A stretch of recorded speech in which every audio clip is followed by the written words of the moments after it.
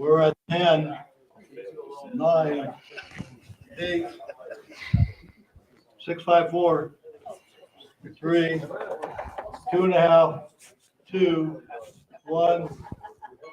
Mick, mine, Mick, is all yours.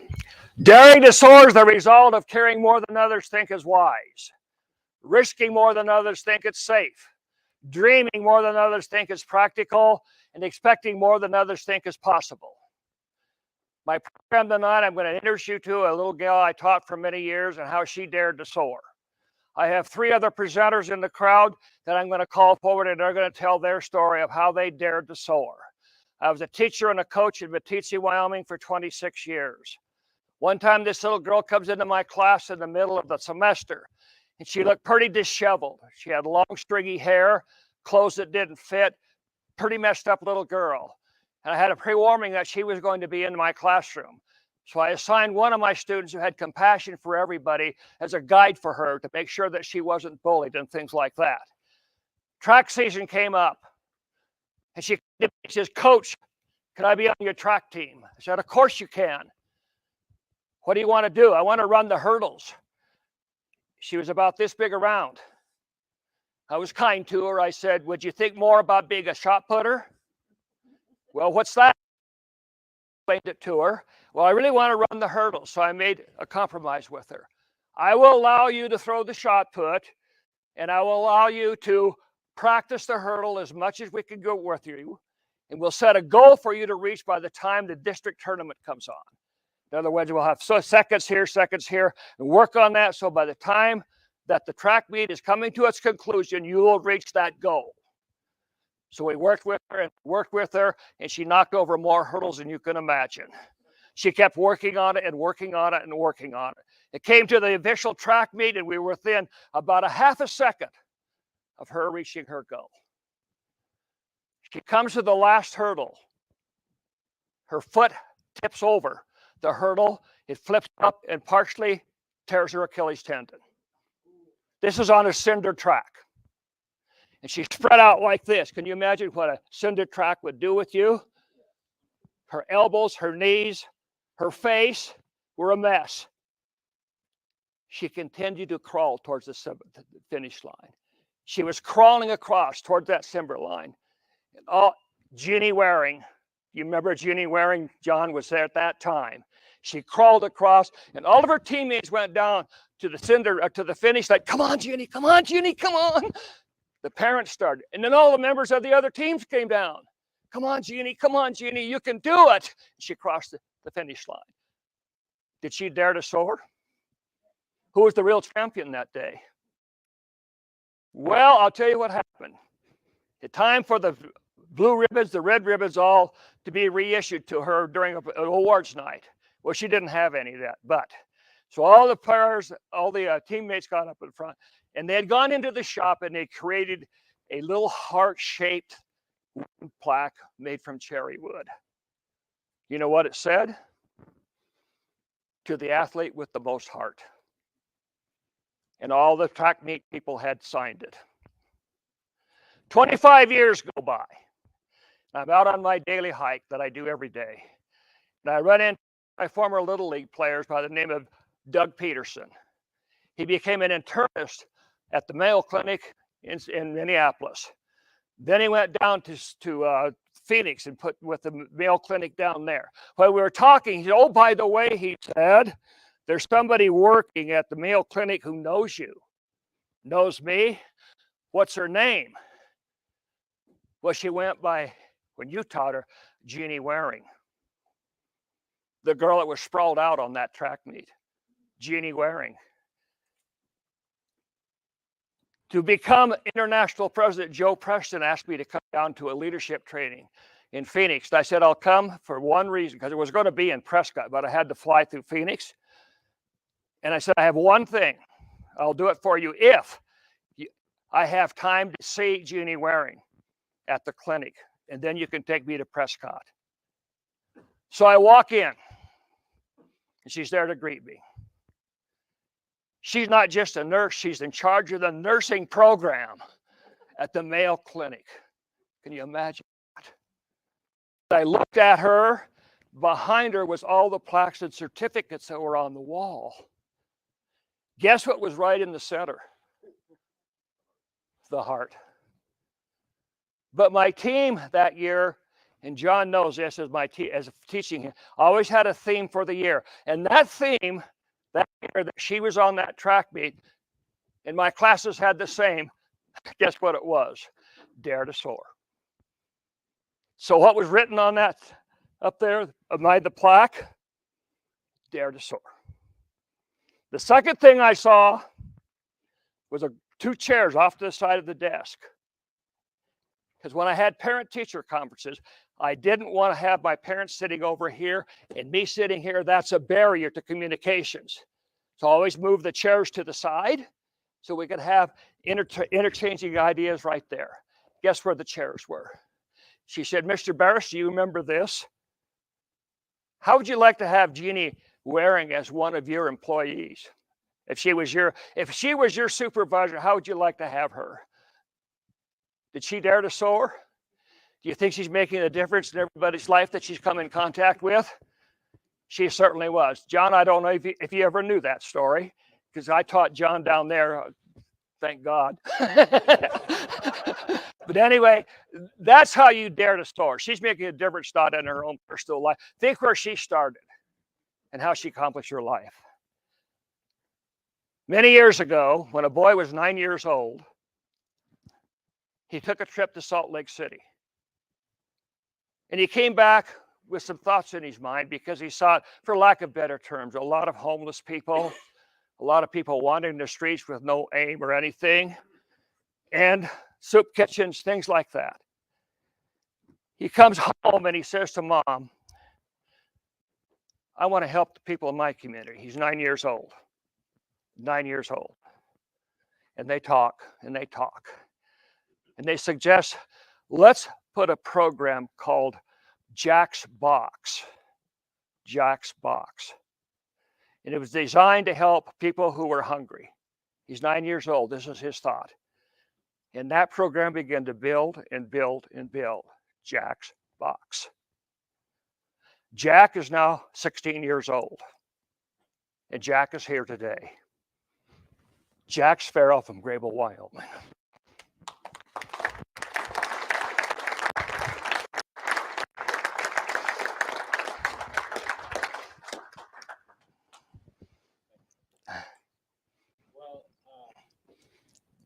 I have to thank the Lions and Mick for letting me come and speak today, but I also need to warn everybody, I'm not a very formal speaker.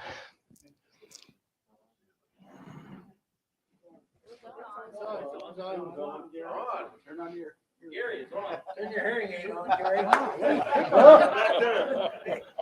Thank you. But I'm not a very formal speaker, so I can suffer through 10 minutes of me speaking.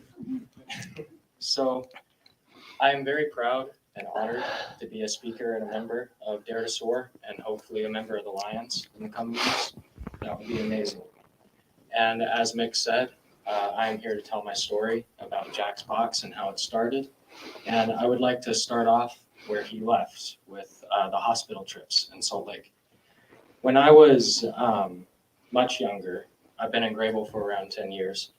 When I was much younger, my mom had many medical issues that caused us to have to travel a lot to different cities and different towns.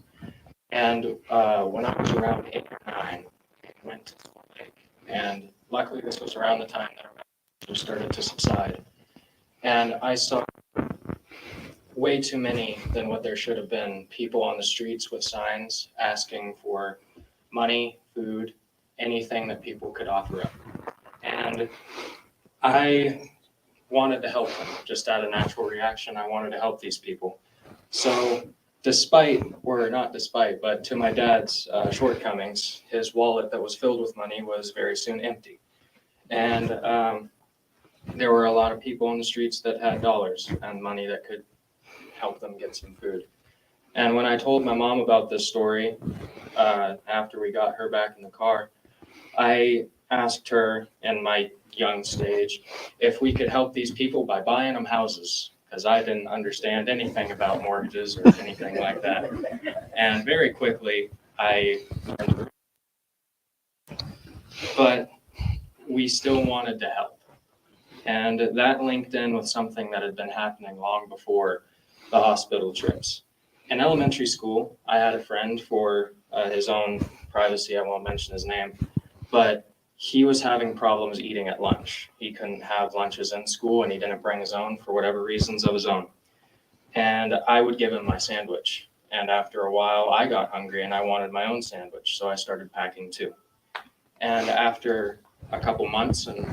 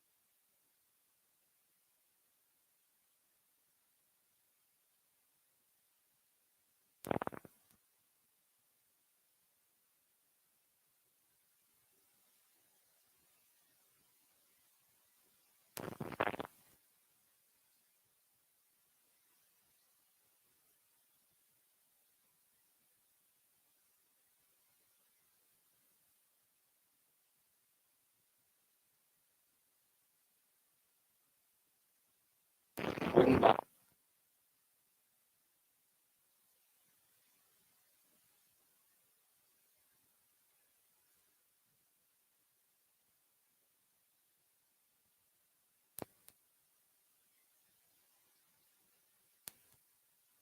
things about that was there was so many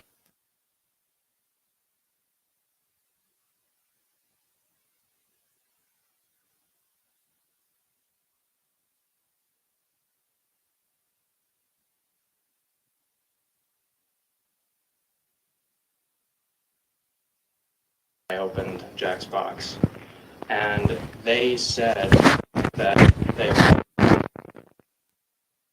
want to help, and they would just be gracious if they could take any overflow off our hands.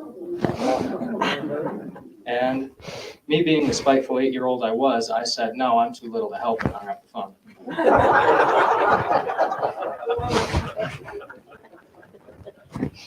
And from there, Jack's box kind of just grew.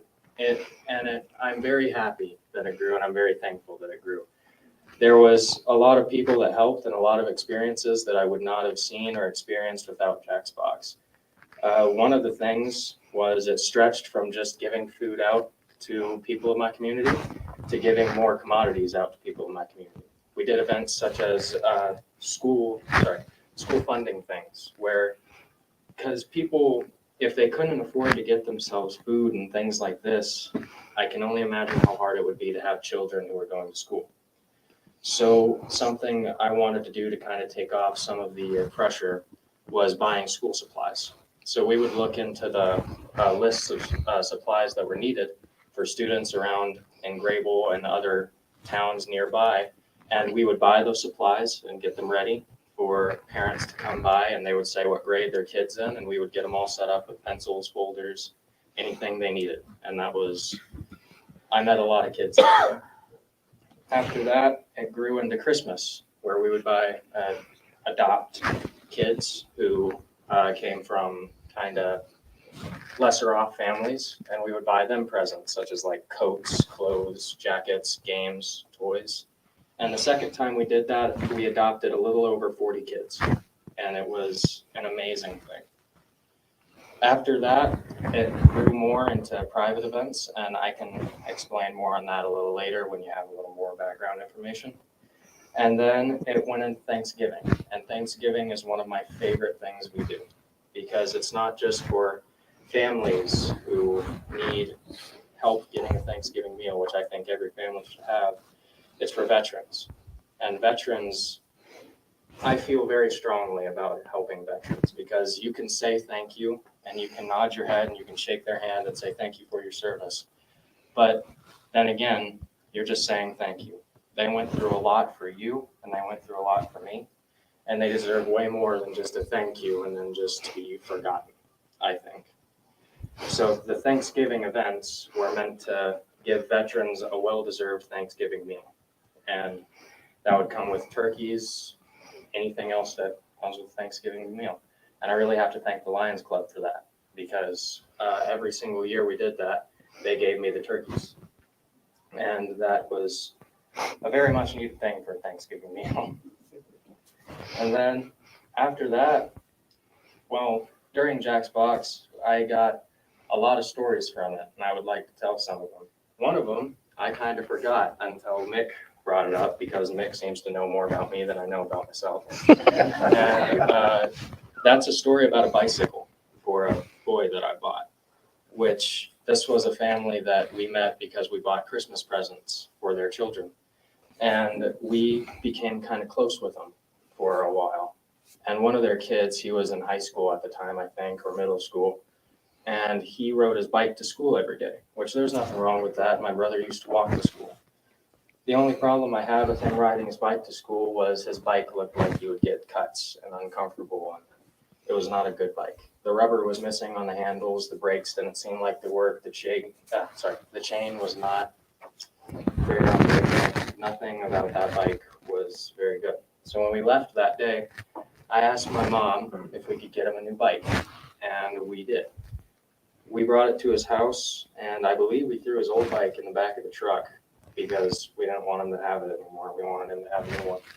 And I gave him a new bike lock, so that way it wouldn't be stolen. And when he came out, something about Jack's Box is when I was really little doing this, it really changed my perspective on the world because of all the people that I met and all the people that were very gracious for the things that I was doing for them.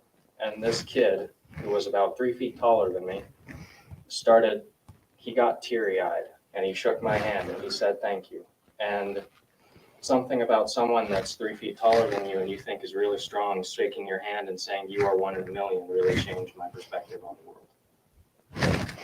Then after that, it wasn't all just sad and emotional. Oh, I mean, this story was very sad for my dad. We did this meat drive where because you can't store meat and other perishable goods in a box in your front yard, that wouldn't be very healthy. But we did these meat drives where we would give away beef to populations of Grable. And this family came a little later in the evening to get their family some food in the van. There was a couple children out there. And I saw them, so I ran out and asked them if there was anything I could help them with and anything that I could do for them. And they asked to have some of the meat that we had, if we had any left over. So I ran back inside, and I asked my mom if we had any, and she said, "No, buddy, I'm sorry, we don't."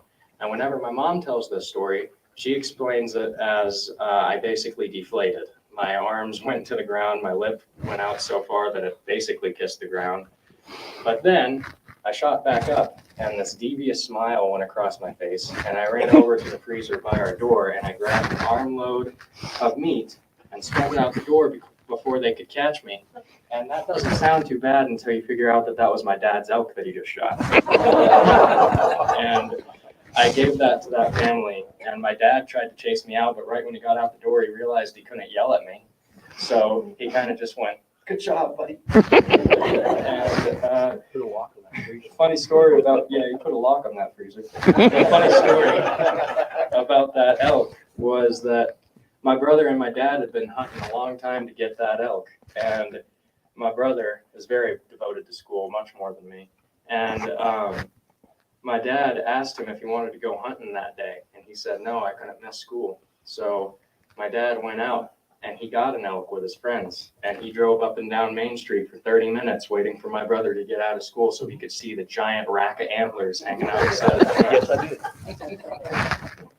And then, again, another story. Jack's Box didn't have all happy stories. And in my time doing it, I've seen a lot of people from a lot of different backgrounds. And that's what really, from a young age, changed my perspective about the dark realities of this world, too. There was a family that we helped, and this family only had a toddler and a kid that was around 7 and a mother. And due to reasons of their own, the husband kicked them out and was left with nothing but what their children had on, what she had on.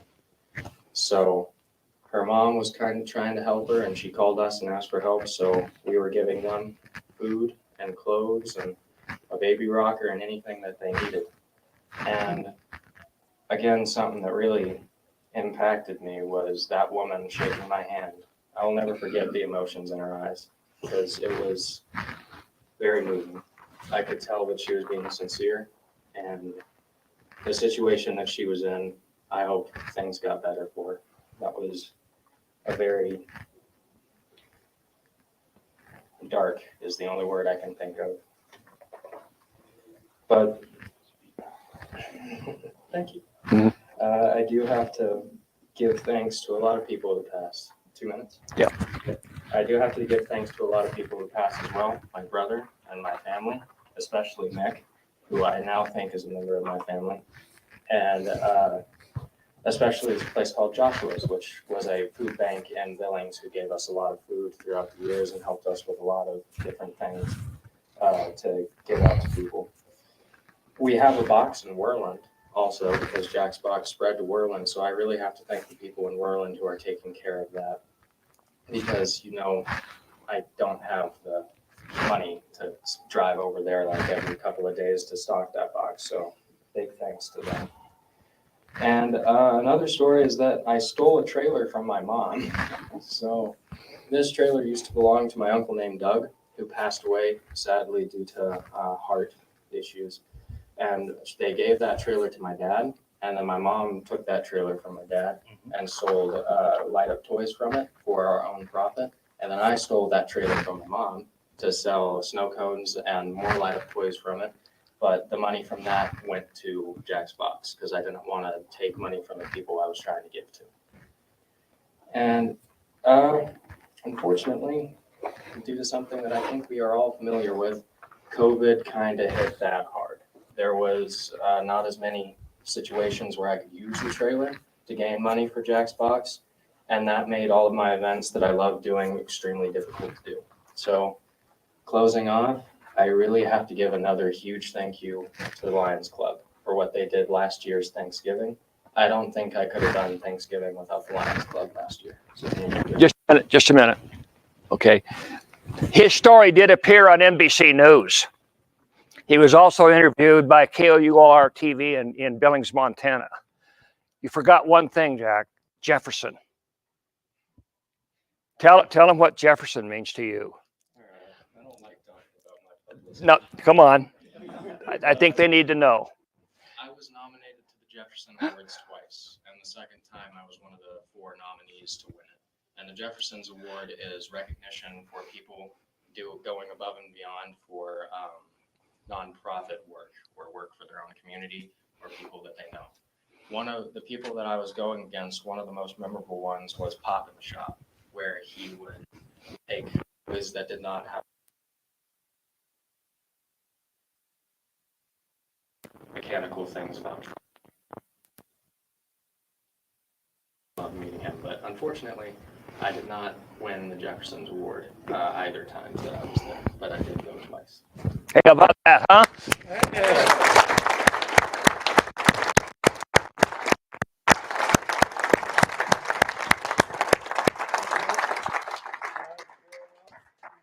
This is the Lions. the power vested in me as a district governor, Jack, honorary lion, this pen that says together we make a difference. And on it is a globe, the jigsaw putting together, the pieces put together for you, the true meaning.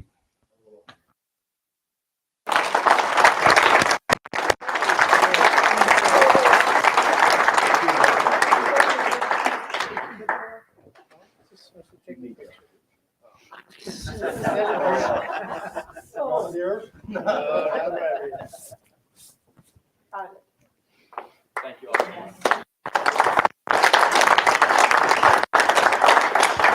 The next Dare to Soar person I have on board is a lady by the name of Jackie Sims. Her passion is a UPS driver, but she has a much bigger passion than that because for many, many, many years, she developed a program and brought that to fruition through a lot of hard work called Holiday Helpers. Jackie Sims from Cody. Give her a round of applause.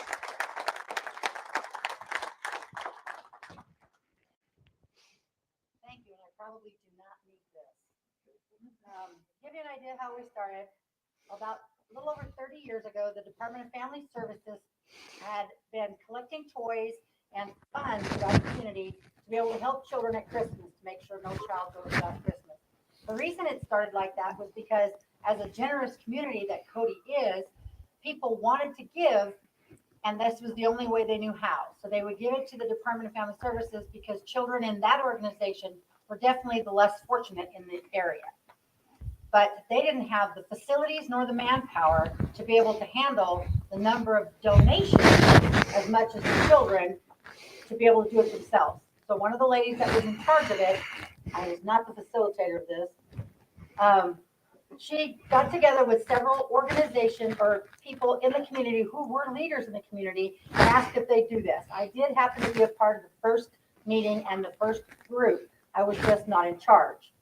Over about 5 years after that, and several other leaders after that, then you're going to laugh. The lady that was in charge didn't think I was able to handle the job, so she kept telling me no, I could not be in charge. It got to a point where nobody wanted it, and I stepped up, and I've been doing it about 26 years. So I think she was a little wrong. But the way it works out with the Cody Holiday Helpers, our original goal was to make sure no child goes without Christmas. The ladies that help me, and there are about 5 of us that run this every single year, and then we have hundreds of volunteers after that.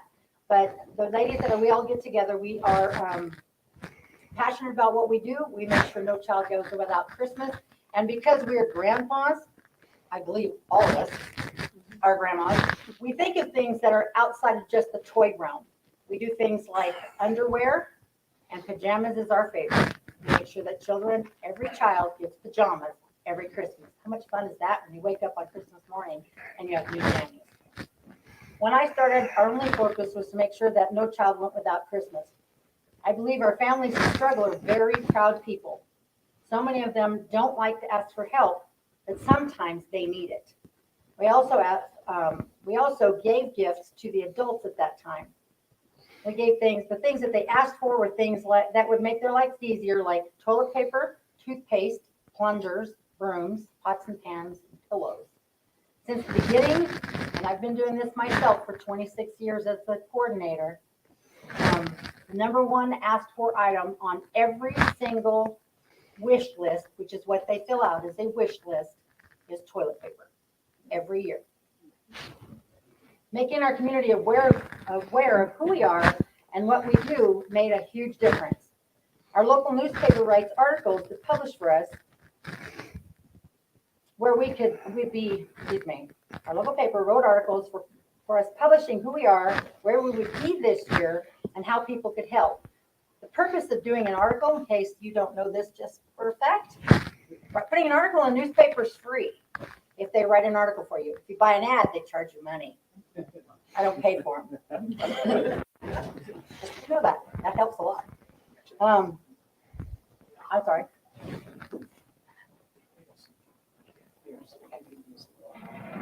I can. I very well. We live in a very generous community here in Cody, from all walks of life. We brought people together who could afford to give, those who could give what they could, and those who could only volunteer their time because that's what they could afford to do. My recipients, the people who actually sign up with us over the years, are people who volunteer because they don't have the funds, but they can make the time. It is equally as important to have all of these things happen for us because not 5 people can't do it by themselves. I believe we give our community the opportunity to shine. People always tell me, even now, they're always looking for places to go and ways to help other people that are real needs, not just because they can, but there's a real need. And they're real glad they found us because they know the people we serve are people who need our help. Many of the people in the community that do assist us are places like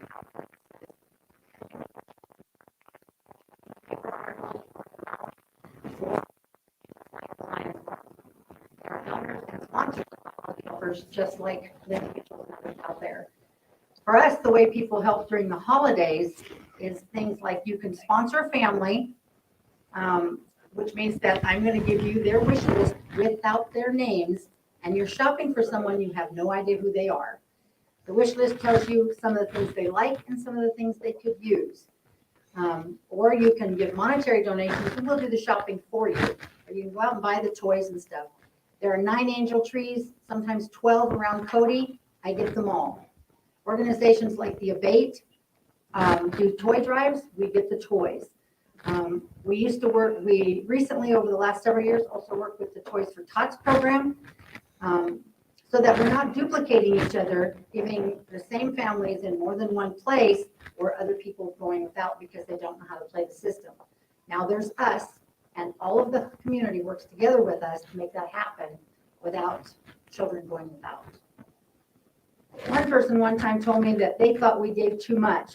I personally do not understand how that's possible for people who have so little. We only give out what we receive and what people need. I do not walk in the shoes of these recipients, but I can be there when they need me. We're not only helping at the Christmas holidays. Our goals have inflated since I started. I wanted to be there for anyone who is in need all year long. We collect and distribute at no charge gently used items that are donated throughout the community to anyone who needs them. Our youth giveaways are not just for those who receive at Christmas, but for those who come to look. Not everyone who needs help at Christmas will ask at Christmas. They don't all ask. When COVID hit, and people started getting money through the government, and so they were getting checks based on how many children they have or wherever the funds, 2 things happened. One, a lot of those people who didn't get money from the government asked for help at Christmas. Those who did get money didn't ask. My numbers went from 250 to 150 because people didn't need my help and were not taking advantage. The second thing that happened was we not only take care of families, but we take care of our senior citizens and our veterans. Those people did not get government money. So those people got from us even during COVID. They got to sign up and we got to help them. We do have things with our used giveaways that we give, like appliances, dishes, furnitures, and beds. We've given over 500 beds away in the last 25 years. If you don't know this, the hotels around change out their beds and their mattresses every 3 to 5 years. Imagine how many motels are in your communities and how many beds end up at the landfill. Most of ours went to people around the area. For their kids, financially it helps them tremendously.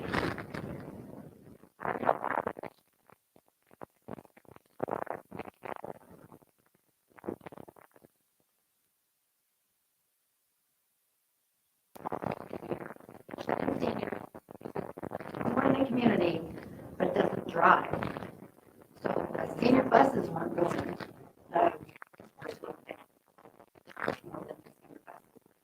These people don't drive. The other things was the food banks couldn't deliver and weren't able to go out and actually, by their rules, because this is a government organization, they weren't able to go out and ask people specifically, do you need my help? I don't have rules. I'm in charge. I just went and asked. So we were able to help. We did on the average of about 60 senior citizen households and veterans throughout the community for almost a year. We gave basic needs, toothpaste, toilet paper, paper towels, and anytime they knew that they were out of something or had an issue, all they had to do was call and we were there to be able to help where we could. We were fortunate that one of the local churches had been trying to figure out how to help and how to give out the food. We ended up working with them for the whole year, on and off, back and forth. Some of it they gave us funds, and some of it they were able to organize, bring it to us, and then we could distribute. We were doing on the average. We also did the families from Christmas during that time once, but we took care of our seniors for the whole year. By this point, our services were well known out there of who we are and making people aware of us. A state representative had a shut-in senior out on the South Fork, and if you're not familiar with the Cody area, he lived about 11 miles out.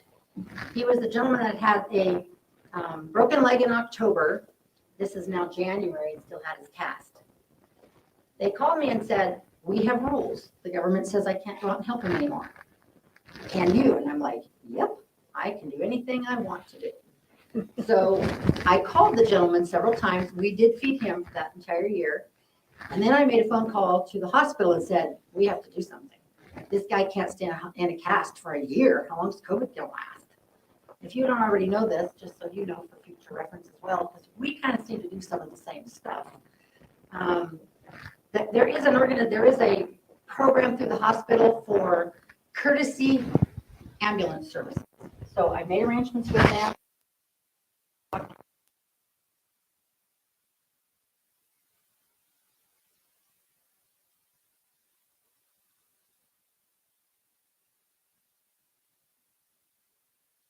Still wearing a cast. Jackie. That's stuff you don't wear in this organization. People call you and say, trying to move forward as an organization, expanding to be able to help more. We need a building of our own. We actually had to turn down items that are used because we have nowhere to put them. Our goal is to have a building so that we can actually do youth giveaways more than once. We do the youth giveaways usually right before Christmas. We would like to be able to do and collect and not have to turn down things for during that right after Christmas or right before school ends or right in that time frame around May, June, so that people actually have clothes for their children through the summer. We'd also like to do it again, not necessarily for the appliance and stuff, but for the clothes for the kids, so that moms can have that can't afford school clothes can have upsized new clothes, new gently used clothes for their kids to start school again, because it's expensive. And right now with food prices and everything else going up, this is huge for our families. They clean us out. For us, it truly comes from our hearts and allows those who want to participate to be able to have that opportunity to do it also. Going kind of sort of with your theme, the only way to soar is to dream, to care with all of your heart. Do not think about the risks, just how to make it work and to fight to get things done. If you really believe in what you're doing, nothing is impossible. But right now, like I said, if you have an opportunity to help out, or if you know some way we can help out, we desperately need a building. We borrow a building every single year, and I've never had to pay for one in 25 years because I don't spend money on anything but my kids. But we have to borrow one. This year, our building came to us, which was big enough, but we didn't have heat until the last 2.5 weeks. The heat didn't work. So we worked in the cold and made it work so that our children all had Christmas. That's what we do. We care and we make it work.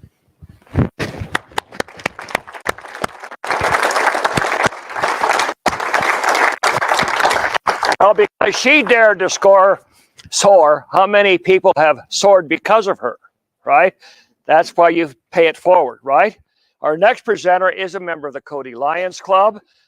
Tim Good is an avid hunter. He's hunted all over the United States and beyond.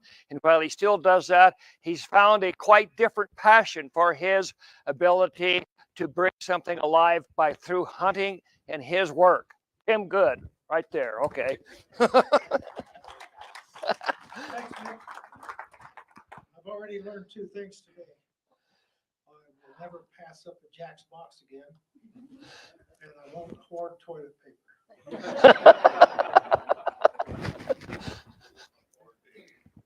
As Mick said, I'm Lion Tim Good.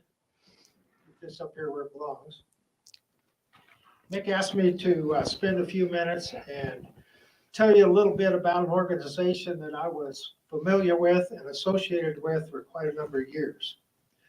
That organization is now the Wyoming Disabled Hunters. It's an all-volunteer organization established solely to enable disabled men and women and veterans the ability to big game hunt. We do that in and around the Cody area, the Bighorn Basin.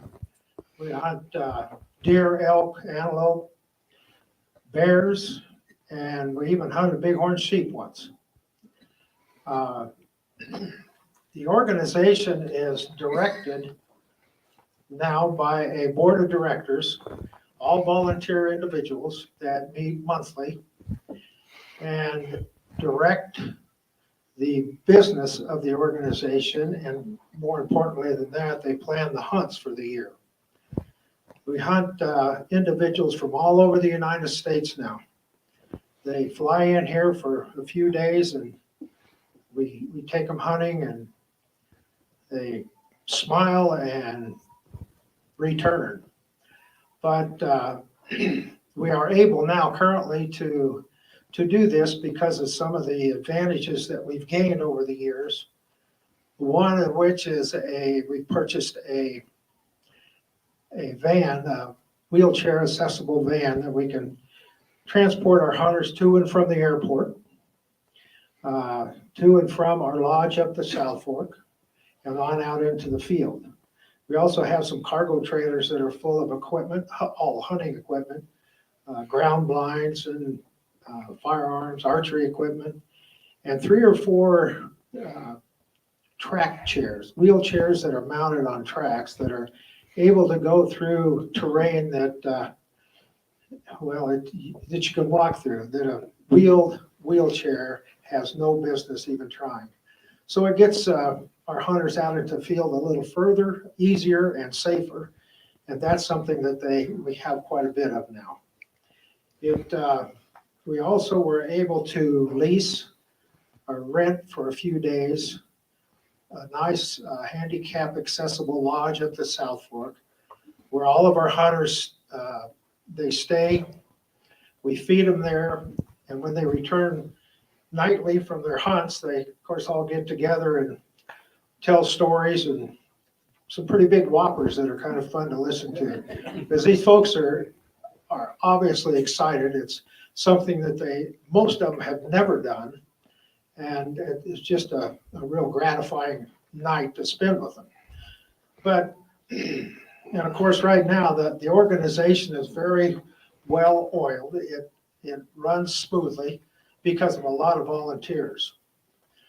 But it didn't always start this way. Back in, JP's smiling back there, he got a nose. Back in 2008, when a few of us had a notion that this might be something that we could try, because some of us, we spent our lives hunting. I hunt all over the world, and I thought, wow, there's people that can't even begin to hunt. But anyway, the first year, 2008, we hunted 4 local disabled gentlemen deer hunting up the South Fork. And we used our own equipment and whatever we could to make it happen. And it worked great. They were happy, we were happy. And as we got together, 4, 5, 6 of us, we thought, wow, what did we just do? We decided we wanted to continue, see if we could do it some more. So there it started. We had to decide the different things that we needed in order to continue. Of course, one of the main things was find a good place to hunt. So we started talking to private individuals up the South Fork and the North Fork to find places to hunt. Of course, we knew as hunters where the deer and elk congregated during hunting season, and that's where we went, and we were never turned down. In fact, we have many, many areas that today we hunt that are exclusive to our as the need for new areas became necessary, we just kept adding. Needed equipment, which at first we used some of our own equipment because most hunters have way more than they need. And, so we used that, but it became apparent as the organization grew that the interest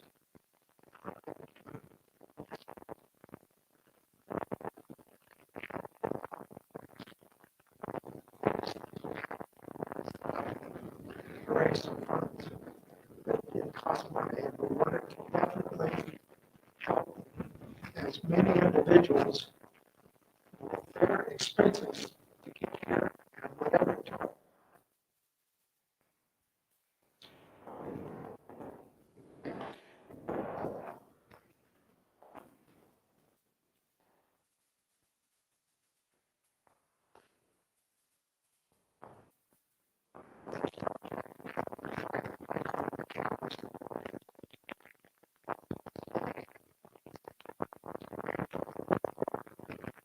On elk, very successfully on elk.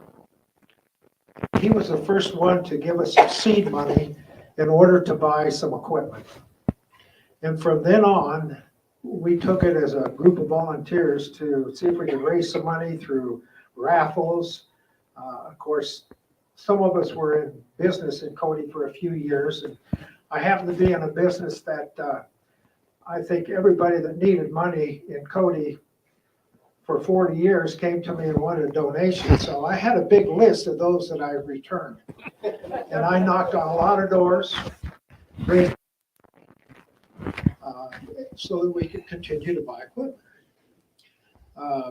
We also had a couple of the original members of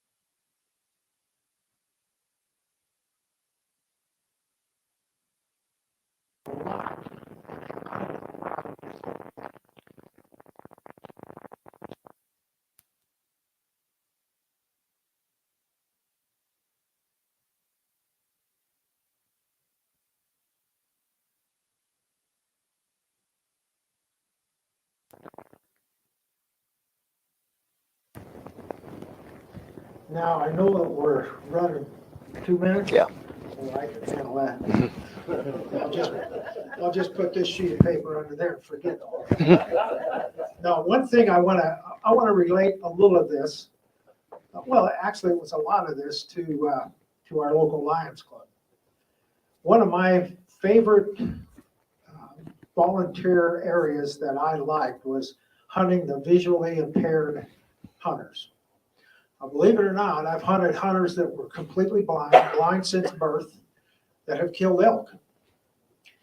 I went to our Lions Club and asked them for a donation. They were very generous and gave me some money. We put in the coffers. I did some research and found that there was an apparatus that I could have fixed to the back of a rifle scope, wired to a laptop computer, and the image on the laptop computer was what you would normally see on a rifle scope, the crosshairs. So a companion hunter would look at the screen and could tell the hunter whether to raise the rifle up, down, left, or right, and when to pull the trigger, and it worked. We did shoot a lot of elk up the North Fork, and today, as I volunteer every time I can to take a visually impaired hunter out. Since I got 30 seconds left, I want to read a paragraph, if I have my glasses yet. that was in the last newsletter of the Wyoming Disabled Hunters, which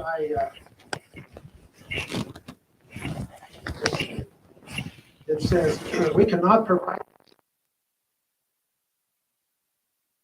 volunteers working year-round to make the hunts roll out smoothly. We are thankful for the house mothers, that's what I was going to talk to you about, who come before daylight and leave well into the night to make sure our hunters are well fed and comfortable. To the guides and the companion hunters who show up day after day to show our disabled hunters the way to have a hunt of a lifetime.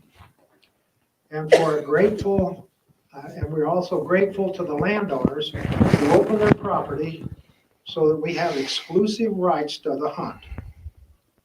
And to the donors who acquire licenses for a wheelchair and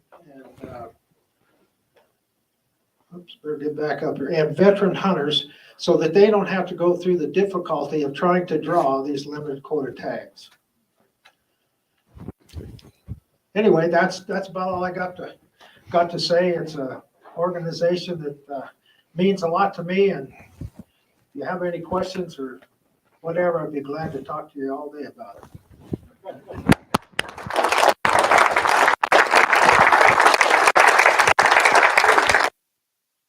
Point. 3 people who dared to soar, who've allowed people in the hundreds and even thousands sometimes, allowed them to soar because one person made a difference, because they felt the passion and the commitment to soar. Just think, if you had one member in your club, one member who dared to soar, and he was able to get the other people to follow him in step or her in step, how that club would succeed. Then if you have a successful club who is daring to soar, how much important would they have as an impetus in their community, right? We have to step out of our comfort zone and challenge ourselves to dare to soar. I go back to the time when I was a teacher and a coach, and my theme for that year was Dare to Soar. And that's what entices me to bring these people together to share with you their stories. They did it out of the goodness of their heart and a passion for making life better for everybody. I think they deserve a standing ovation for what they are doing.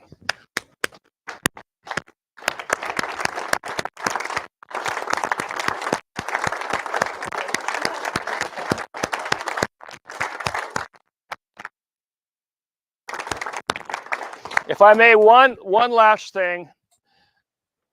I was trying as a convention chairman here to do something a little different. Lions Convention shouldn't be how to have a successful meeting or how to recruit. We should be doing for our personal and professional development, right? Programs like that, bringing in people so they can add to your convention. That's a challenge for you also. That's why the USA-Canada Forum is so successful. So let's start doing that at our local level, right? Start doing little things like this, and it'll grow. Thank you all for putting up with this. Have a great week.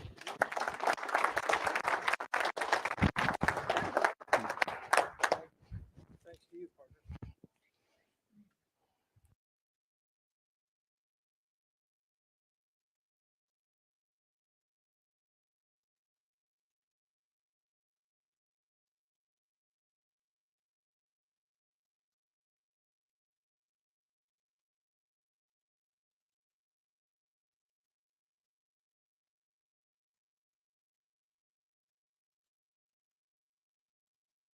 Then at 4:45, 5:15, we just sit down and have a nice networking with international past media president.